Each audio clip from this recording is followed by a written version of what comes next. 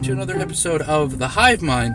So this is a little bit of an unconventional show that I have for you. So basically, you already kind of got to see this show last week on the Lengthy Xemit YouTube channel, and if you want to see it full, uncut, imperfections and all, go ahead and watch it, and like and subscribe to Lengthy Xemit, who is ran by Jeremy Xemit, who is the kind of the front man of Cartel Aristocrats Finance Podcast. Jeremy was nice enough to do a live show with me on his channel, and now this is kind of a more cut, more kind of streamlined version of that show. So if you already saw that show on Lengthy Xemit's YouTube channel, that's fine. If you want to see this a little bit more kind of cut and put together, kind of a, I mean, the quality still, I have to apologize, is not the greatest. It was off a webcam and there was just some kind of Wi-Fi issues going on. So, but please, like I said, subscribe to Lengthy Xemit, the Cartel Aristocrats Finance Podcast. And if you're interested in buying from Xemit, go ahead and find him at Xemit Sells Magic on Twitter, and his DM is always open. So, right into the episode. But John, do you want to sort of talk about your YouTube channel, like what you sort of do, and why you're going to be asking me all these questions today?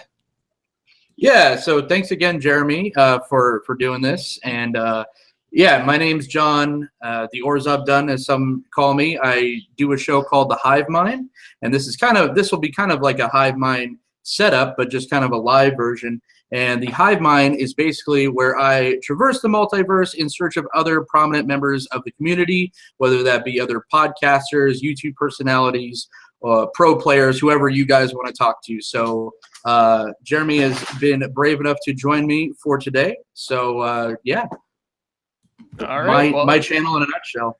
Yeah, and I'll plug this in the live stream after it's over, because this will be cached on my YouTube page for those that are now watching when this is not live. That'll be below, and if you're watching live, I'll post it in the scrolling chat. That'll probably materialize.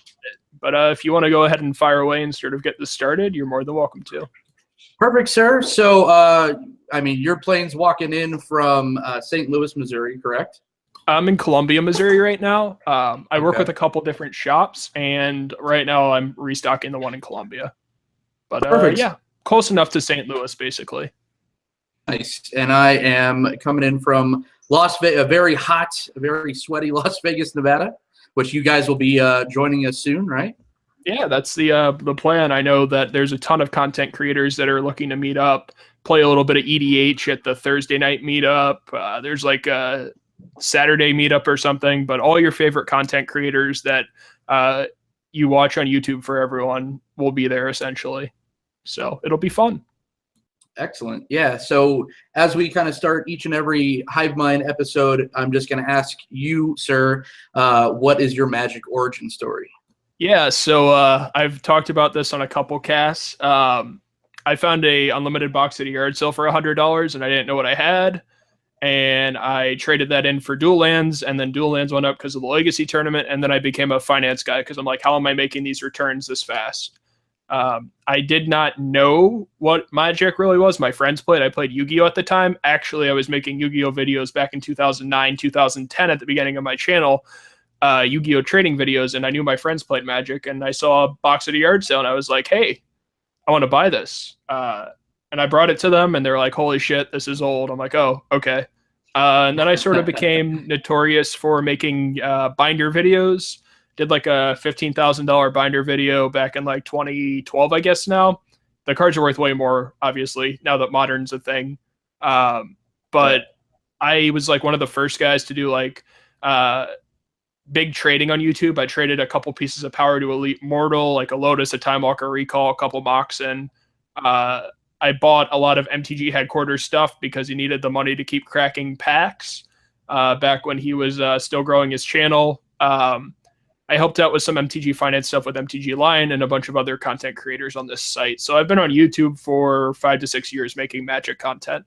As low budget as it is, it's mainly just Google Hangouts, and we try to do as little editing as possible.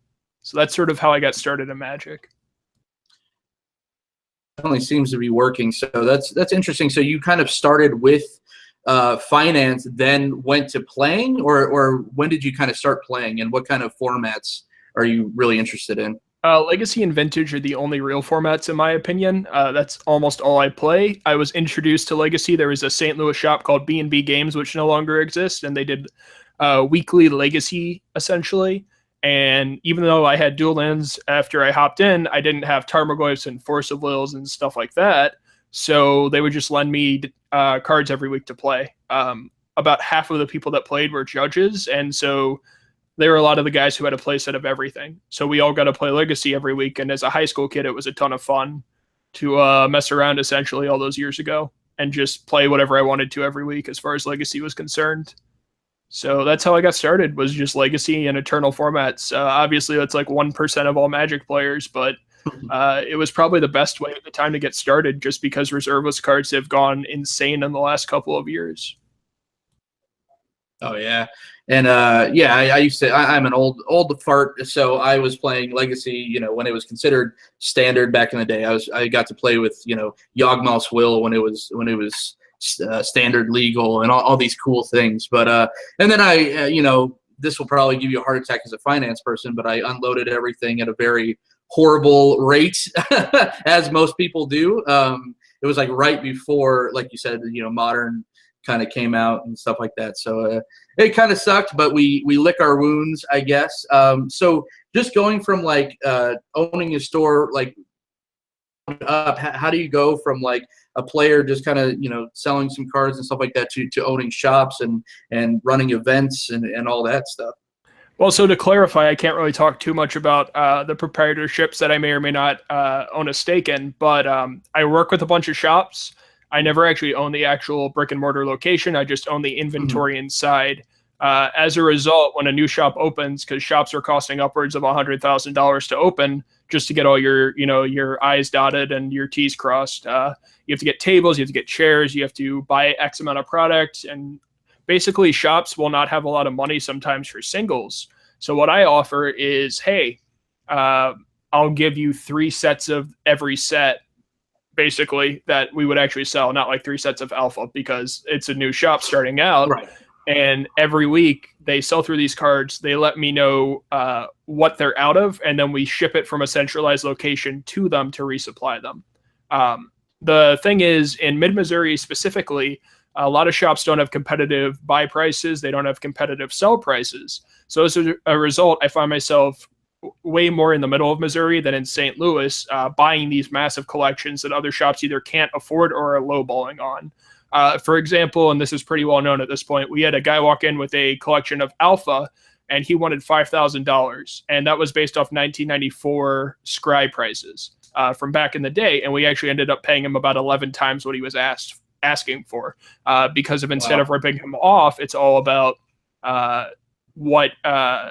like being honest and being able to sleep at night, because Magic is not my end goal. I want to graduate with a law degree from the University of Missouri. That's my end goal, which is why I'm currently in Columbia.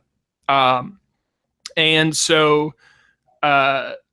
like that led to a lot of other big collections from his friends that played around in alpha at the same time. So not only did that establish myself as an honest person who pays actual prices, I got the word of mouth out about how honest one of the shops I work with is, because they've been in business since 98, I want to say, in the same location. So as far as the one in Missouri, or as far as the one in Columbia is concerned, we do a lot. I've really helped their sales out. I can't give you an exact number, but it's been doubling pretty much every month as far as sales goes for a long time. But at the same time, your costs get bigger because you now have to employ more people to ship more cards to more shops because they're out of labor. As far as running events goes, we offer 100% payout on our events. So we had a Black Lotus tournament last month. It was a $60 entry fee, and we capped it at 80 people. So we had $4,800 in the prize pool. We paid out a Black Lotus. We paid out sealed boxes of Eternal Masters, Jace the Mind Sculptors. So we ended up paying out $4,800 of prizes for $4,800 of entry. So where am I making money from that? Because I pay my judge a living. My judge is one of the highest rates in Missouri, which is anywhere from $150 to $250 cash for the day, whereas most shops will compensate in booster boxes or just not that much cash. We make our money back through bottled water sales because that has a giant profit margin, as you're probably aware. Actually, even speaking with some of the shops in Vegas, I've been talking with a lot of those guys as they're interested in business plans coming up to discuss. We do a ton of single sales. We do like the whole 50-cent box thing, and we never check those cards to see if they've spiked. So people will come in, they'll pull out a foil scred, which we've seen, which, you know, is like $15 now, but back then it wasn't worth anything. So we refresh those boxes a lot, and the shop in Columbia specifically gets about 30, 40 people for these casual nights where it's free to play. So you have all these Commander players coming in, and they're just digging through your boxes and looking at your display shelves in order to buy stuff. So I lucked essentially into a very good model to help pay for school. But when I'm done with school, I don't see any reason to continue behind the counter as it is. It's a lot of work for very little pay, which people don't understand. So I hope that answers it. There's so it's more, yeah. So it's more of like you have to really like doing it. You have to be passionate about it then, I assume, right? Yeah, like obviously there's cards that spike like 2,000% in a day due to buyouts. You know, I'm a member of the buyout community, but I've publicly expressed my holdings on Twitter or on YouTube videos about what I hold. MTG Lion, who's like, you hate him or you love him because he's been on YouTube so long as far as finance goes, he bought out Narwhal. So you get those insane profit margins. But at the same time, you know, you're tying up a ton of money in cards that may or may not sell, especially when it comes to foils, because in mid-Missouri, the average income's not that high relative to St. Louis. And so why would someone buy a $50 foil when they can buy 2 Commander precons and get way more enjoyment out of that?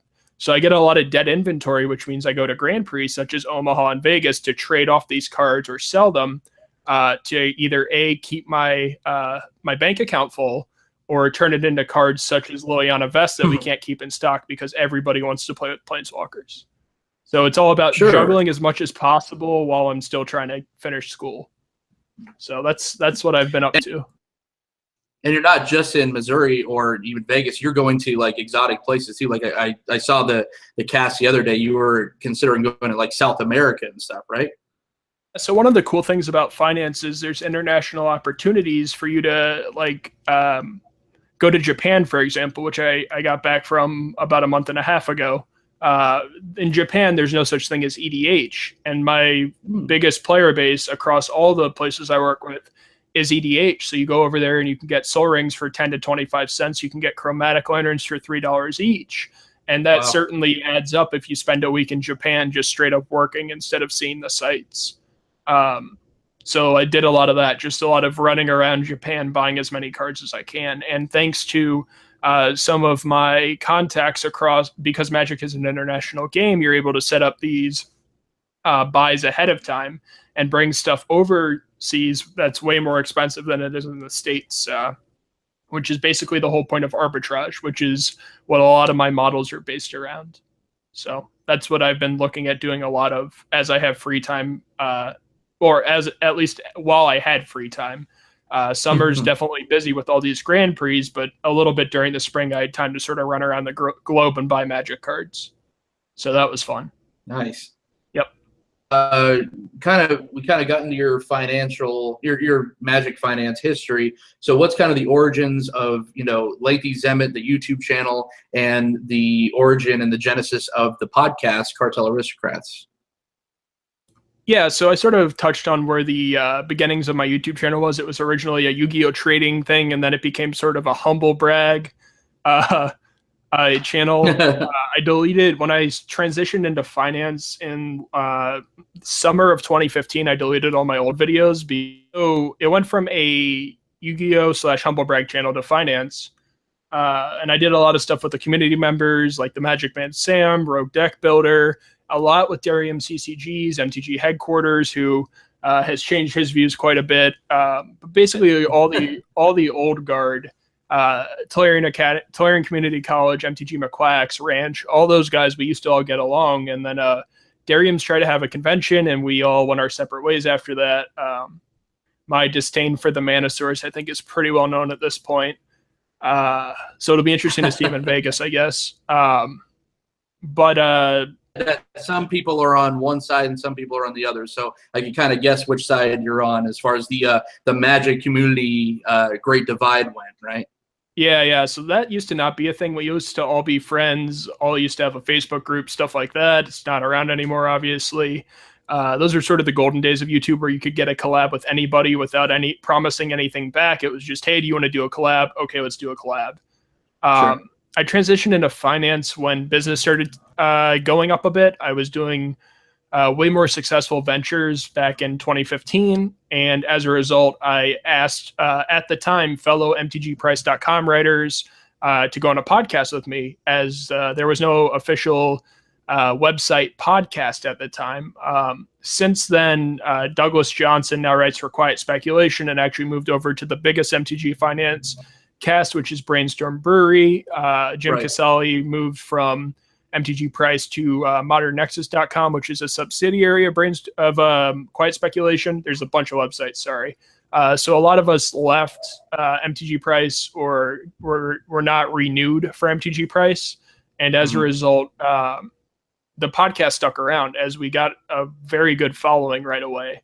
I think we're now the second biggest MTG finance cast out there.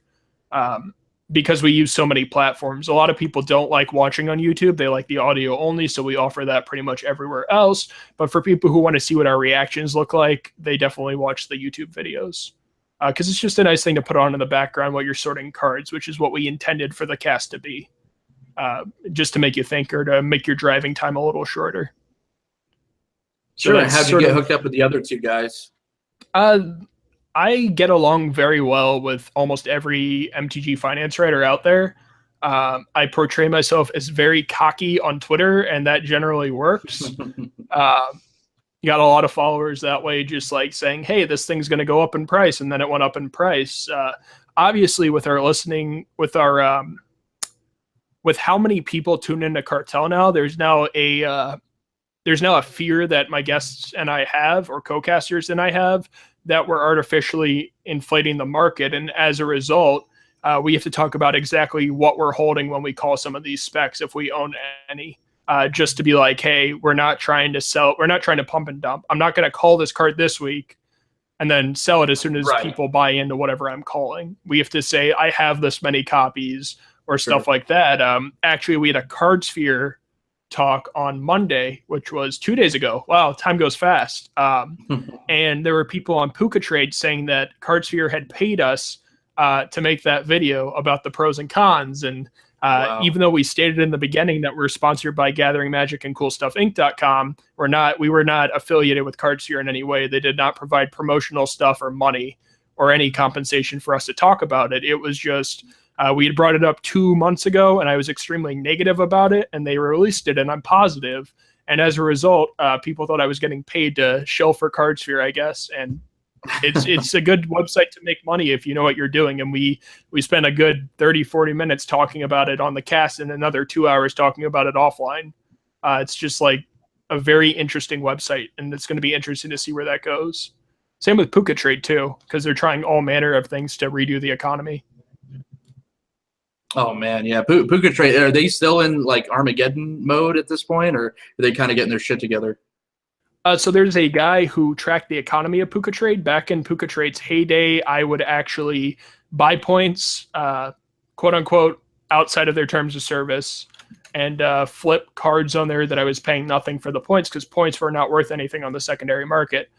So their economists have been doing all manners of, hey, how much stuff can we give away that's been sitting on our office desk to get points out of the system. So they're doing like full art land giveaways and like Puka Trade stickers or something. It's just, I don't know. I'm currently not own 0. I deleted my account. I don't own any points anymore. I bought over 1 million points worth of cards. Like I paid people for over 1 million points, which is doing the math here.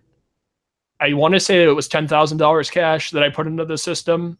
It's either 10,000. Yeah, it was about 10 grand that I put into Puka Trade retail value, and the site's just dead. No one's sending anything out. Cardsphere doesn't have a system where you have to offer bounties. You just offer a percentage, and that's it.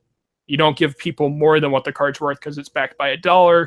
Whereas the Mana Source and Clarion Community College got thousands of dollars, in my opinion, and based on screenshots and stuff, in free Puka points just based off of their referral link, essentially, because they would get 300 points every time someone signed up, and they have a ton of subscribers. And as a result, both Rogue Deck Builder and I put out videos about it saying this doesn't seem right. Like, if you're getting $2,000 of free cards, like, yeah.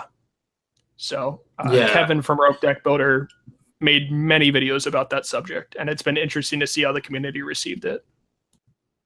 Oh, yeah. And so just going back to just kind of the cast makeup, because it's not just informative and, finance sometimes it could just kind of come off as very one note and not so entertaining. But you guys have a nice, we have the confident leader in Jeremy. We have, Travis has always got, something fun and timely to say. And then Jim's kind of like the smooth talking voice of reason. So, and the beard is fantastic. So, yeah.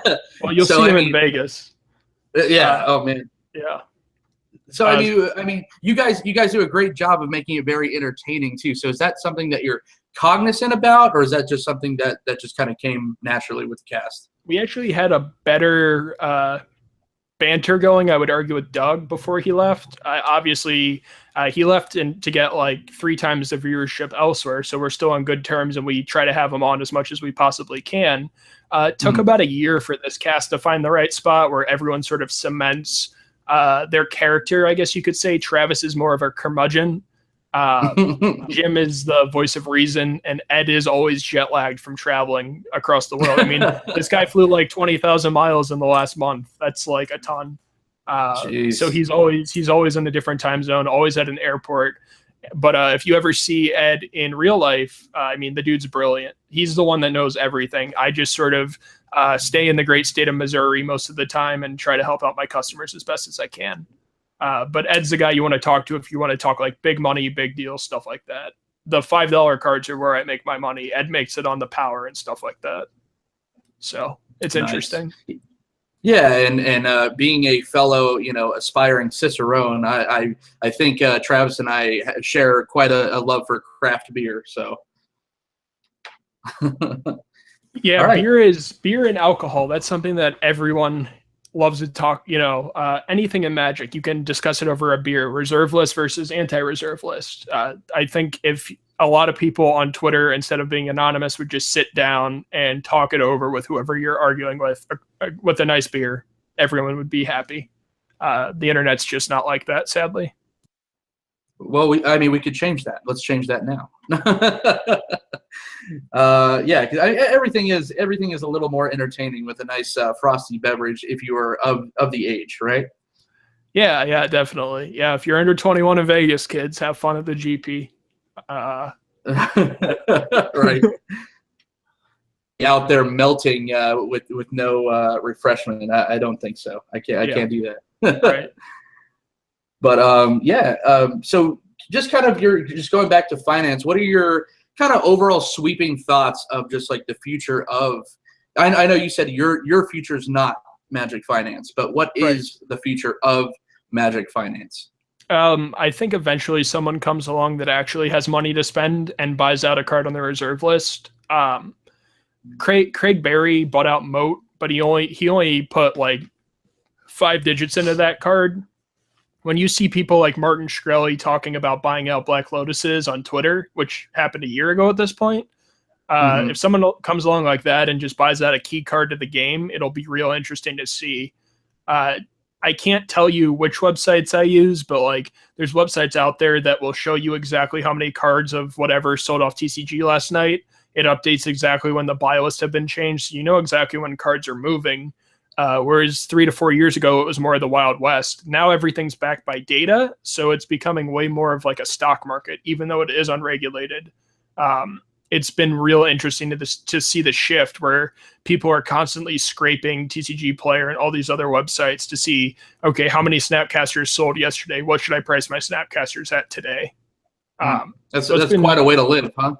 Yeah, and like you can get hot lists from vendors ahead of time if you ask nicely or bring a lot about how much are you paying for cards. So, for example, I'm going to GP Omaha this weekend, and I already know what 3 or 4 of the vendors are paying on every single card I'm bringing, because I have Excel spreadsheets out the wazoo from these specific vendors, and I know, okay, I'm going to sell this card to this guy, this card to this guy, and it saves us both time. The market's just become more efficient overall, and that's probably a better thing. And other people are jumping over to like Pokemon and other TCGs. Is that kind of the future? Just because WotC seems to be reprinting a lot more, even though the core set's officially on ice at the moment, but there's a lot of talks of that coming back. Is the future of finance in jeopardy as a whole with Magic? Is it smart to kind of invest elsewhere? Yeah, I mean, a lot of high school kids and college kids that make up my main audience when it comes to streaming or stuff like that, they all want to know, okay, I'm going to make 300% on a card. Well, you still have to pay fees, you have to pay shipping, stuff like that. I mean, if you honestly were to take $200 a month and put it in a mutual fund, all the extra money that you would spend on Magic, you'd be way better down the road. But a lot of people just want to love Magic too much, and they want to make the game cheaper. And as a result, they use finance to trade for cards that they know will go up. Then they can trade those into credit and just keep the cycle going. But I'm not sure where the future of finance is.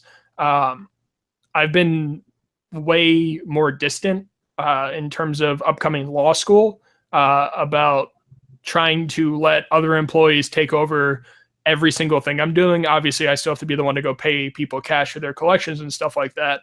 But I am trying to distance myself more from finance lately, as I don't know how active you are on Facebook, but there's people that every day, $100,000 collections up for sale, all this power hitting the market, all these high-end foils. And the real question is, who's going to be the last one holding the bag? And I certainly don't intend for it to be me at this point. So, especially with all the reprints this year. So you see people cashing out, getting older, putting down payments on houses, buying cars. And I don't want to be the guy that buys a $10,000 collection and then there's no market for it anymore because everybody's trying to sell the same stuff. So that's my plan. That's scary stuff, man. Yeah, so it's just kind of at this point, when's the good exit time? When is a good exit time? That's what it seems like, is just trying to figure out when the good exit strategy is, when to implement the exit. Yeah, I mean, like, you look at Star City, for example, and they could afford to do anything 2 years ago, to do coverage for everything, doing Grand Prix for free of charge. They weren't charging WotC, as far as I'm aware, to do Grand Prix, whereas now they want money to broadcast, because broadcasting's a ton of money to get all that set up and paid for.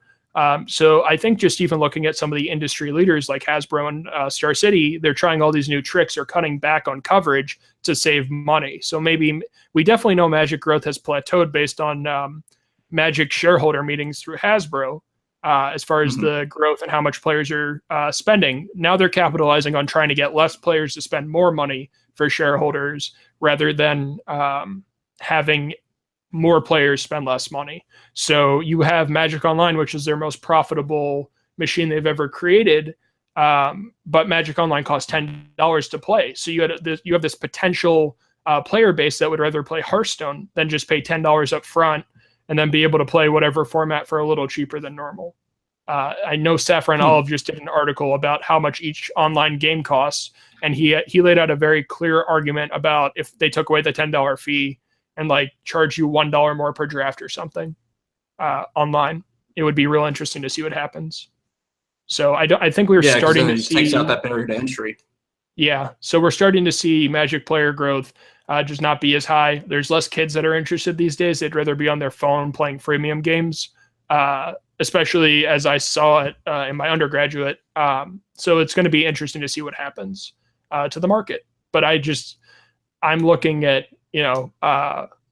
essentially not holding many Magic cards left outside of my personal collection, appeasing the people that I have business interests with, as far as both of us making money, taking my small cut of money that I'm making from Magic, paying my bills, and moving on with life. So for me, it's just a stepping stone.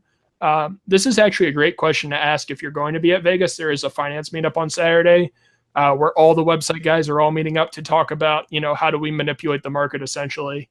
So that's like a real good question, John. Nice. And so I guess my last question until we kind of get into the game, so to speak, is, are you always going to be a player even after you get out of the business? Yeah, I'll always have like a vintage and legacy deck. The formats are just too ingrained for me from the start. I hate modern with a passion. We obviously fire it at the shops that I work with, but I can't stand modern. And I think there's something that's just too beautiful about casting a dark ritual in constructed play to really matter that much. Or cube. I don't think I'll sell. I've sold the same cube like 5 times because the problem with being a finance guy is everything's always for sale at the right price. But I was literally sleeving this cube yesterday, and I'm just like, man, I don't want to get rid of this thing. So yeah, man, I feel you on the dark ritual. I used to live the dream, like dark ritual in the nether shadow into fallen angel, like an infinity go, you know? Right. Yeah. Old school is another good format that I've played a lot of. 93, 94 as it's called. The community is real good. I'm obviously a little young for when most of them started playing, but I really do enjoy that turn 1 hypnotic specter, stuff like that. Yeah. Well, you got an old soul, Jeremy. You got an old soul. That's for all my heroin, I guess. I don't know what happened. All right. So as we do on, this is kind of an unconventional Hive mind, but we'll still try to go with the format. And as we do, we always have a game involved. And this week we're going to bring back the Gauntlet of Power. So I can't do the cool effects or kind of cheesy effects like I usually do, but we're going to roll with it anyway. So Gauntlet of Power is basically, Jeremy, I'm going to ask you 8 rapid fire questions. You just kind of say the first thing that comes to mind. All right, let's do it. You down? Yep. All right. Okay, so question 1. Will Wizards ever remove the reserve list? Nope. That's one of the best parts of law school, man. Right? It's not going to happen. Yeah, I say rapid fire. These tend not to be because these usually warrant some explanation. Yeah, sorry. No, it's all good. So 2 is your favorite personal alcoholic beverage of all time. Moscow Mule. Ah, nice. Number 3, what are the odds of the real-life reenactment of the Hangover movie starring of cartel aristocrats? The Hangover movie in Vegas, the likelihood of that is probably around 100%. Yeah, finance guys like to get a little crazy. And we're definitely getting, some of our activities are being paid for by our listeners who want to interact with us one-on-one for business strategies, like some of these Las Vegas shop owners. Mm-hmm. And as a result, we have a little bit of cash to play with for our consulting fees, I guess. So it'll be fun. Who's going to be the one waking up with a tattoo, and who's going to be the one like missing where everyone's trying to find? Who's going to be on the roof? I don't get the tattoo. He's the most adventurous. So It'll be interesting. Very good. Number 4, better beard, Jim Casale or me? Yours is trimmed. I'll go with yours. When you see that in real life, it's just like a bush on his face. He definitely needs to take some weed whackers to that thing. I'm not a big fan of people not trimming their lines. So that's my opinion. I was going in like as a clear underdog, and I thought I had no chance up against the awesome like Modest Yahoo thing going on. Right? Yeah. But I'm flattered. So number 5, if you could live anywhere else in the world other than the Great Mizzou, where would you go? Jerusalem, probably Jerusalem. Nice. It was a fun time last time. I definitely lived there. Excellent. All right. Number 6, most dangerous place you've ever traveled to? Moscow or a lot, probably one of the two. I don't know. I forget. Are you Jewish? I was gonna say you are tapping into my Russian Jewish heritage. Okay, yeah, I was gonna say. So we come from the same background. When I did Sarel over in Israel, there was obviously the Iron Dome that was intercepting rockets from Hezbollah when I was over there. Oh, so either that or just being over in Russia, just in general being over in Russia. It's not fun. Just a quick synopsis of that, just like kind of the sightseeing. I mean, that had to have been crazy. Yeah, I mean, like I was trying to hide underground. Everyone has like cell phone apps now that show like where they're heading, and like you hit yes, I'm safe. I've Oh my actually got God. it on my phone over here somewhere, but yeah, it's all in Hebrew. No You notify way. your friends that you're safe.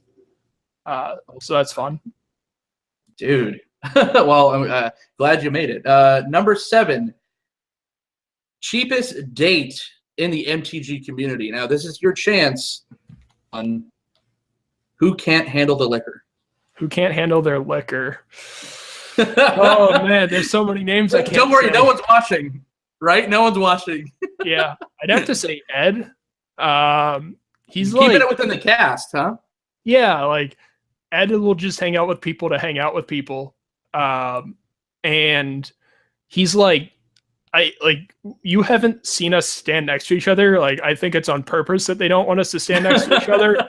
Travis is like 6 foot, Jim is like 5'5", and Ed's like 5 feet, and I'm 6'3", 6'4". So Wow. yeah, Ed's just like, you get a couple drinks in him and he's done.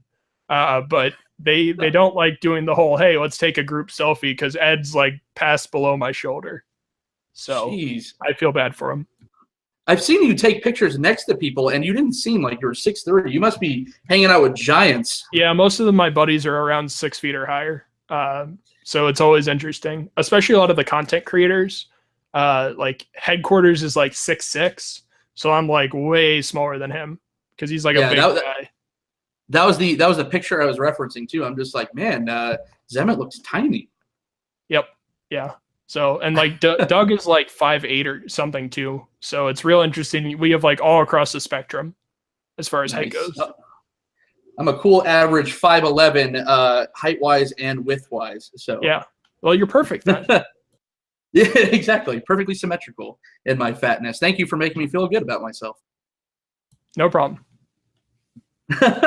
And number 8, this is a reoccurring question on pretty much all of the episodes, and I just want to go on record to say I did this first Masters of Modern cast, Ben Bateman and all that, but I did the Magic movie questions.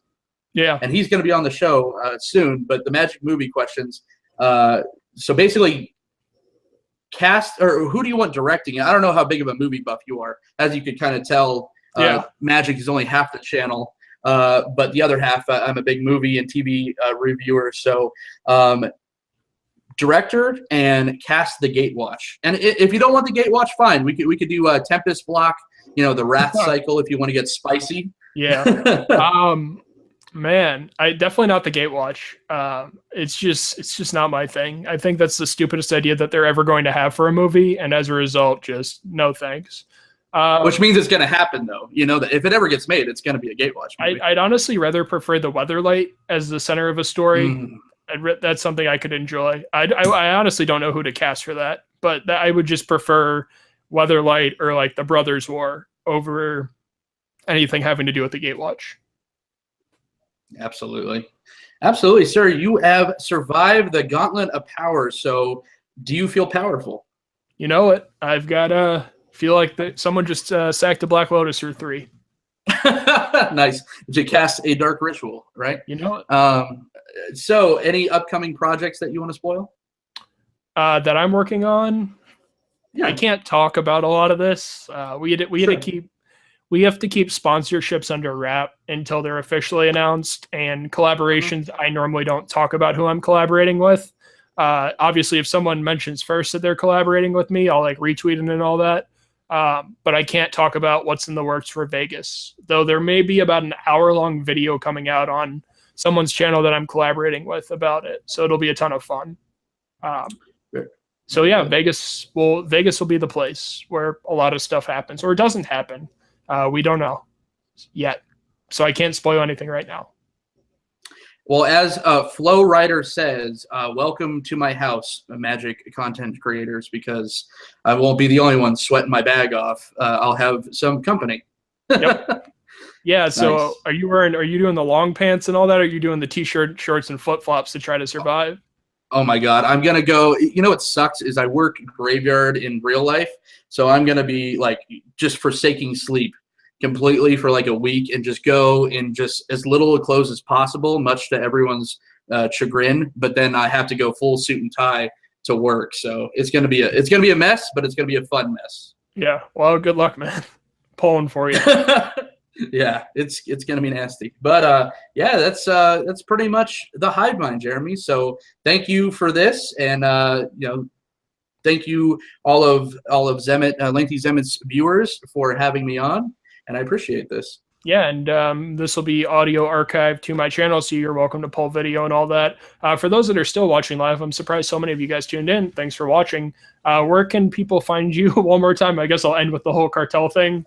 Where can people find your content since we're at the end of this episode? Sure. It's They Said We Said. That's the YouTube channel. Like I said, I kind of alluded to, it's about half magic and half kind of TV and movie reviews, entertainment. I host a trivia show, all that good stuff. So it's They Said We Said on Facebook, They Said We Said on Instagram, and at Orzov Dunn on Twitter. And I'm Xemit. If you're watching this specific video, you're probably on my channel. If you're watching this on a clip from John's channel, you can find me at Lengthy Xemit, on Twitter at Xemit Sells Magic. You can find the best finance cast to make you money at cartel_finance. Talk about rolling in gold bricks and all that fun stuff over there. We're on SoundCloud, iTunes, YouTube, Gathering Magic, MTG Cast, blah, blah, blah, blah, blah. But yeah, thanks for listening, guys. As always, I'll see you next week when I come back from Omaha. And thanks again, John, for coming on.